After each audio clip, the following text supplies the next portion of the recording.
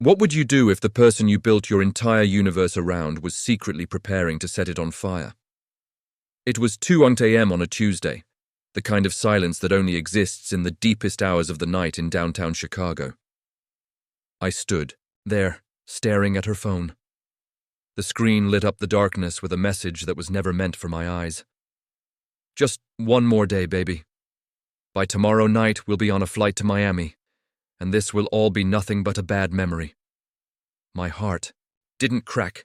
It disintegrated. The woman I loved, my wife Elena, was planning to leave me. What she didn't realize was that before she walked away, I would make sure she had nothing to walk away with. If you truly enjoy our stories, make sure you subscribe to the channel. Let us know where you're watching from and what time it is there. It's always incredible to see how far these stories travel.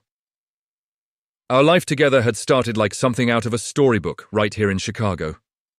We met at a small cafe on Clark Street, and I was captivated instantly. Elena had a presence that drew everyone in. Her laughter filled any space, and when she looked at you, it felt as if you were the only person alive.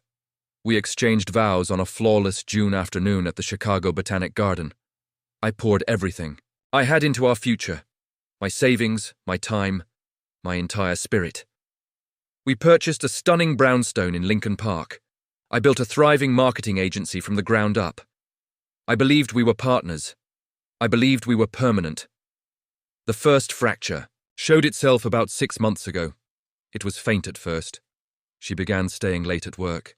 "Client dinner," she would explain, answering too quickly. Her phone, once casually tossed on the kitchen counter, was suddenly always in her hand or turned face down.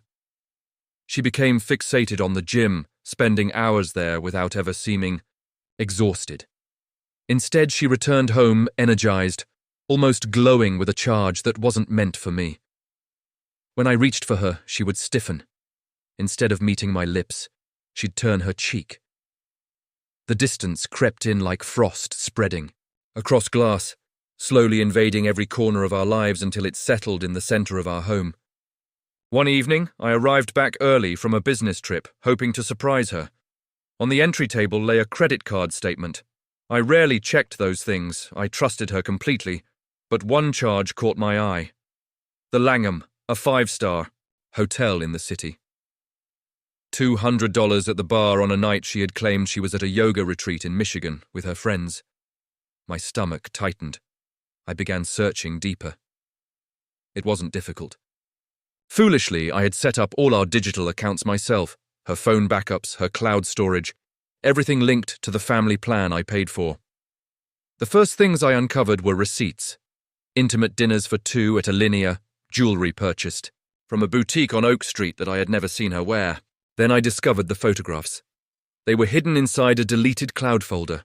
Her and him. His name was Julian, a polished real estate developer I had once met at a charity gala. He carried himself with that arrogant, untouchable confidence. In the pictures, they were wrapped around each other, laughing inside a hotel suite that looked unmistakably like the Langham. Elena wore a diamond necklace I had never bought her. The expression in her eyes, the one she once reserved for me, was now his. My reality shifted violently. I couldn't breathe. I sank onto the floor of my home office, surrounded by the life I thought we had built. And I fell apart. This wasn't simple infidelity. It felt like someone had erased our entire existence. The weeks that followed were torture. I played the devoted husband while an icy fury grew inside me. Elena became bolder. She mentioned Julian casually, inserting his name into conversations under the guise of friendship, studying my face for a reaction. "Julian says the Miami market is exploding," she once said lightly, scrolling on her phone with a subtle smirk. They believed I was clueless. They believed I couldn't see. To them, I was just a temporary inconvenience standing between them and their new life. That was their first error. My heartbreak hardened into determination. My suffering sharpened into strategy. I wasn't going to let her simply walk away. I would dismantle the future she thought she was stealing. I reached out to the most formidable divorce attorney in Chicago, a ruthless strategist named Marcus Thorne. Instead of meeting in his upscale office on Wacker Drive, We sat in a quiet diner in the South Loop. I placed everything before him. Photographs, receipts, screenshots of messages I had carefully saved. He listened without expression. When I finished, he spoke evenly. "She's already filed to dissolve the marriage," he said. "Irreconcilable differences. She's requesting 50% of all assets. The house, the business, the savings." A hollow laugh escaped me. "She wants half?" I asked. "She won't receive a single cent." The strategy was direct and merciless. Elena had been quietly transferring small sums from our joint savings into a private account. She assumed I hadn't noticed. I had. The company I created, the house, the investments, almost everything was established in my name before we married. The shared account funded our daily expenses, but it still held nearly $500,000. That was the money she planned to escape with. The night before their scheduled flight to Miami, while she slept peacefully beside me, I acted. I logged into our online banking. With a few deliberate clicks, I transferred every dollar from our joint checking and savings accounts into a newly secured trust that her legal team could not access. I didn't leave a trace behind. The balance read 0. The following morning, I woke first and brewed coffee as I always had. She came downstairs, glowing, barely able to contain her excitement. "Morning, sleepyhead," she sang, pressing a kiss to my cheek. The hypocrisy was astonishing. She picked up her phone, opening her banking app. I watched her expression shift. The bright smile faded. Confusion flickered. Then panic took over. She refreshed the screen repeatedly. "What the hell?" she whispered. "Where's the money? Where did all of it go?" I took a measured sip of coffee. "Our money?" I replied quietly. "You mean the money I earned?" "It's gone!" she screamed. "What did you do? That's mine too!" At that moment, the doorbell rang. She looked toward it, bewildered. I opened the door to reveal 2 movers and my attorney, Marcus. "They're here to collect your personal belongings," I said flatly. "As of today, this is no longer your home. You've been served." Marcus handed her a thick packet of documents. Her hands shook as she accepted them. A restraining order, an eviction notice, a divorce filing detailing each instance of her affair, supported by photographic proof. She stared at the pages, then at me. "You can't do this," she whispered. Her phone buzzed, a message from Julian. "Airport in 2 hours, baby, can't wait." Her reality was unraveling in front of her. She fought back naturally.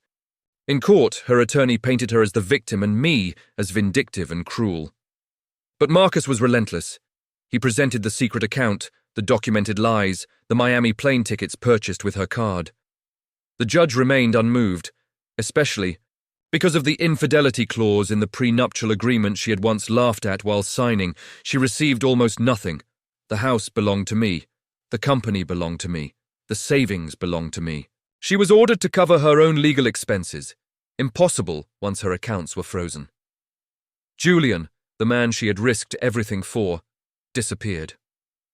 When the lawsuit named him and outlined his involvement, his company's board of directors was far from pleased.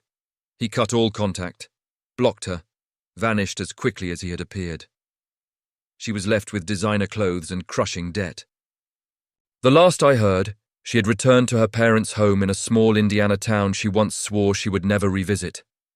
Her Chicago social circle abandoned her. She became an outcast. I eventually sold the Lincoln Park brownstone. It held too many memories. Now I live in a high-rise overlooking the lake. The view is sharp and uncluttered. Sometimes, late at night, I stand by the window and watch the city lights shimmer below. I think back to that moment, staring at her phone screen. I didn't only want revenge. I wanted fairness. I wanted her to experience the emptiness she carved into me. I wanted her to understand what it feels like to lose everything in a single breath. But it doesn't feel like triumph. It just feels silent. The end.